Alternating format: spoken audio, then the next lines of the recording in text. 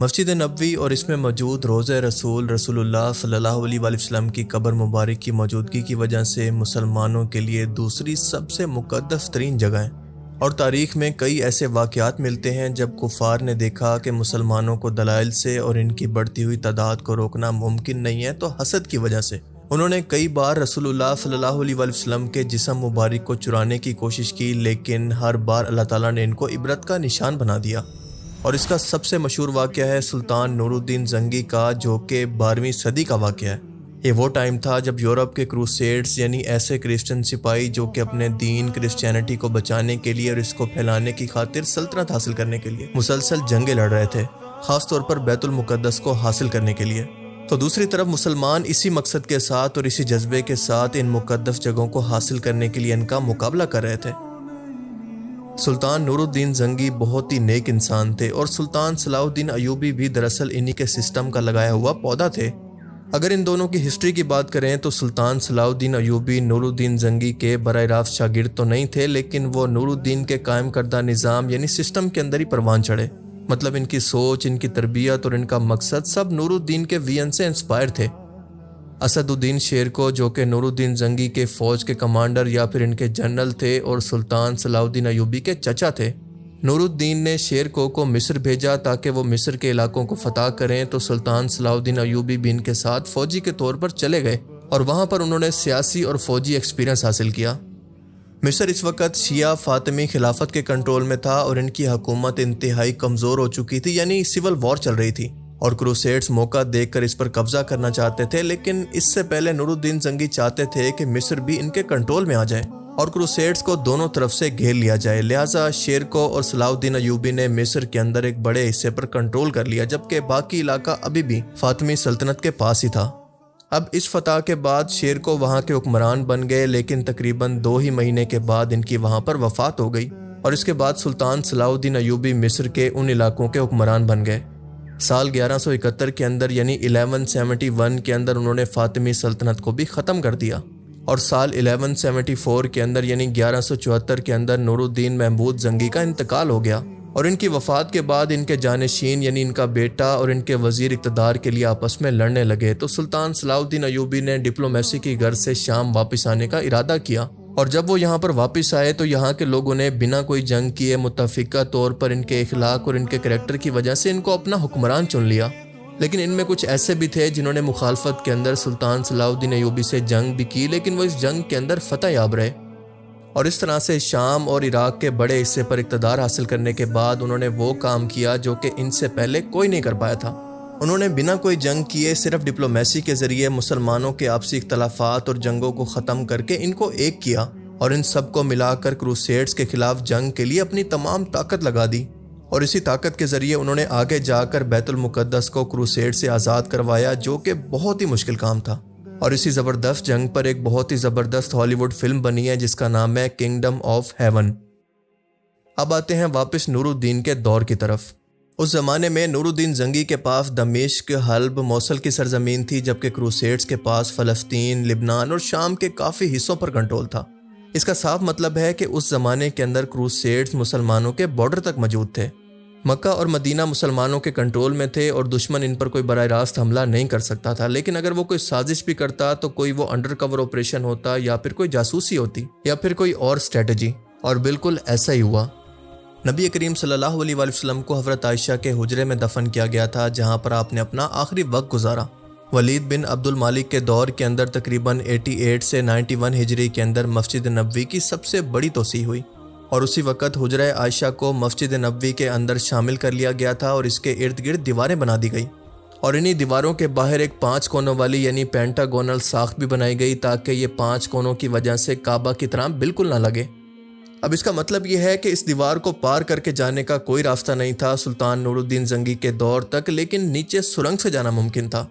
اور روایات کے مطابق ایک دن نور الدین زنگی نے خواب کے اندر نبی کریم صلی اللہ علیہ وآلہ وسلم کو دیکھا۔ آپ صلی اللہ علیہ وآلہ وسلم نے 2 لوگوں کی طرف اشارہ کرتے ہوئے فرمایا کہ اے محمود، 2 کتے مجھے پریشان کر رہے ہیں، اور سامنے ہی 2 لمبی داڑھیوں والے چہرے ان کے سامنے بالکل واضح تھے، اور یہ دونوں لوگ یورپین یعنی سرخ بالوں والے لوگ تھے جن کو واضح طور پر پہچاننا بھی پاسبل تھا۔ نور الدین زنگی گھبرا کر اٹھے، وضو کیا، نماز پڑھی اور دوبارہ سے سو گئے۔ لیکن دوبارہ یہی خواب آیا اور اس کے بعد تیسری بار بھی یہی ہوا۔ یعنی یہ ثابت ہو گیا کہ یہ کوئی اتفاق یا پھر ان کا کوئی وہم تو بالکل نہیں تھا۔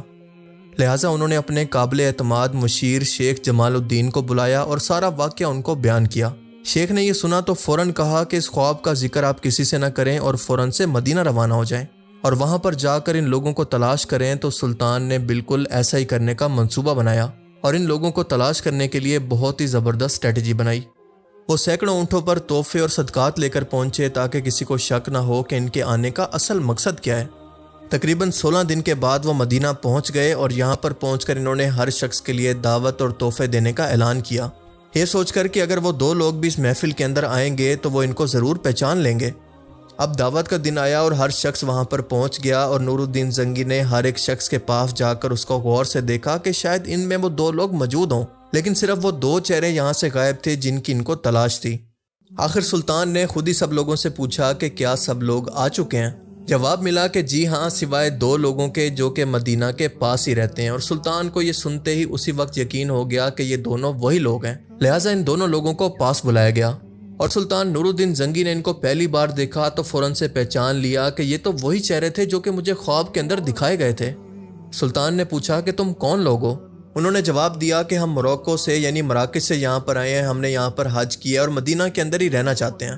اب بظاہر یہ بہانہ بالکل سالڈ تھا اور سلطان کے پاس ان کے خلاف کوئی ثبوت بھی نہیں تھا، لہٰذا انہوں نے فوراً ان کے رہنے کی جگہ پر جانے کا فیصلہ کیا۔ اور پھر یہاں پر پہنچ کر انہوں نے جو منظر دیکھا اس نے ان کے پیروں کے نیچے سے زمین نکال دی۔ انہوں نے دیکھا کہ ان کے کمرے کے اندر قالین کے نیچے لکڑی کا تختہ موجود ہے اور اس تختے کے نیچے ایک خفیہ سرنگ موجود ہے، اور یہ سرنگ سیدھی نبی کریم صلی اللہ علیہ وآلہ وسلم کے حجرہ مبارک کی طرف جا رہی تھی۔ مسلسل 50 فیٹ تک کھدائی کرنے کے بعد وہ سرنگ کے ذریعے روضہ رسول کے قریب پہنچنے کے بالکل قریب تھے، اتنا قریب کہ قبر رسول کو محسوس کر پا رہے تھے۔ یہ لوگ مسلسل 6 مہینے سے اولیاء اللہ کا روپ دھار کر دن میں کھدائی کرتے اور رات کو مٹی اکٹھی کر کے اندھیرے کے اندر دور پھینک آتے تاکہ کسی کو شک نہ ہو۔ سلطان نے ان کو گرفتار کروایا اور تھوڑے سے ٹارچر کے بعد انہوں نے اعتراف جرم کر لیا کہ وہ اصل میں کرسچن ہے، اور ان کو موراکو کے کروسیڈز کرسچن سلطان نے بھاری رقم کا انعام دے کر یہاں پر اسی کام کے لیے بھیجا ہے۔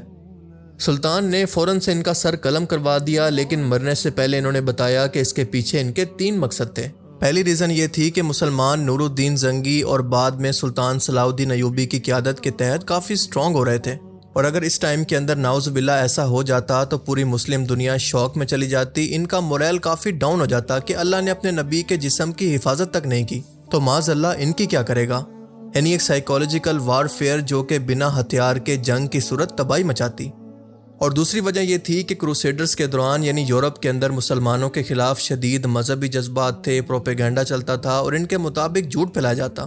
اور اسی نفرت کے چلتے نبی کریم صلی اللہ علیہ وسلم کی توہین کرنا یا ان کو نقصان پہنچانا دشمن کے خلاف ریلیجیس وکٹری سمجھا جاتا، جو کہ ان کی سب سے بڑی جیت ہوتی۔ اور تیسری وجہ یہ تھی کہ مدینہ پر ڈائریکٹ حملہ تقریباً ناممکن تھا کیونکہ وہ گہرائی کے اندر تھا اور مسلمانوں کے سٹرونگ ترین علاقوں میں تھا، اور یہی سوچ کر سرنگ کا فیصلہ کیا گیا تاکہ اس کے بعد نبی کریم صلی اللہ علیہ وسلم کے جسم کی توہین کریں اور مسلمانوں کو بلیک میل کریں، پر اللہ نے ان کا یہ پلان مکمل ہونے سے پہلے ہی مسلمانوں کا ایمان اور مضبوط کر دیا۔ ان دونوں کو سرعام پھانسی دے دی گئی اور سلطان نور الدین نے اس بات پر اللہ کا شکر ادا کیا کہ ان کو اتنی بڑی سعادت کے لیے چنا گیا۔ اور اسی واقعہ کے بعد سلطان نور الدین زنگی کے حکم پر حجرہ مبارک کے گرد ایک گہری خندق کھودی گئی اور اس کے اندر پگھلا ہوا سیسا بھر دیا گیا تاکہ دوبارہ وہاں پر کبھی بھی کوئی سرنگ کے ذریعے نہ پہنچ سکے۔ یہ واقعہ مشہور مورخ ابن جوزی اور ابن کثیر کی کتابوں میں ملتا ہے اور علماء کی اکثریت اس کو معتبر مانتی ہے۔ مطلب نور الدین زنگی کا خواب، ان کا مدینہ آنا، سرنگ کا ملنا، یہ سب کچھ تاریخی روایات کے اندر موجود ہے۔ تاریخ مدینہ کے اندر بھی یہ واقعہ اسی طرح سے ملتا ہے اور بڑے بڑے اسکالرز جیسا کہ ڈاکٹر اسرار احمد بھی اس کو صحیح مانتے ہیں، اور یہاں تک کہ ترکیہ نے اس پر باقاعدہ ایک ڈرامہ بھی بنا دیا ہے۔ نور الدین زنگی کو خواب میں حضور نظر آئے اور آپ نے فرمایا کہ 2 کتے مجھے پریشان کر رہے ہیں۔ تب اس نے 3 مرتبہ جب خواب دیکھا، پہلے سوچا ایسے میرا خیال ہوگا، نبی تو نہیں تھا نا، نبی کا خواب تو ہوتا 100% صحیح، کسی دوسرے انسان کا خواب صحیح بھی ہو سکتا ہے، غلط بھی ہو سکتا ہے، لیکن جب 3 مرتبہ حضور صلی اللہ علیہ وسلم کی زیارت ہوئی اور آپ نے یہ فرمایا تو پھر اس نے رخت سفر باندھ لیا، مدینہ پہنچ گیا۔ وہ آپ نے سنا ہوگا واقعہ، آپ اس میں وقت میں آپ کا نہیں لینا چاہتا کہ نور الدین زنگی نے جب دشمنوں کو پکڑنے کے لیے وہ سرنگ پکڑی اور دشمنوں کو پکڑا تو اس سرنگ میں وہ خود بھی داخل ہوا،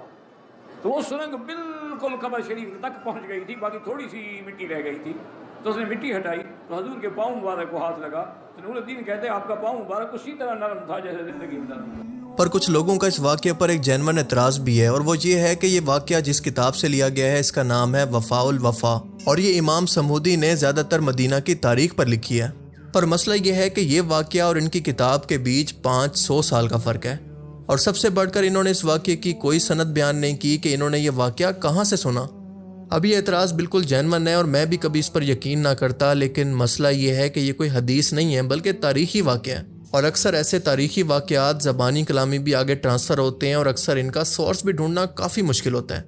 اور دوسری بات یہ ہے کہ یہ واقعہ مکمل طور پر ثابت ہو یا نہ ہو، لیکن نور الدین زنگی کا اسی زمانے میں مدینہ آنا ثابت ہے،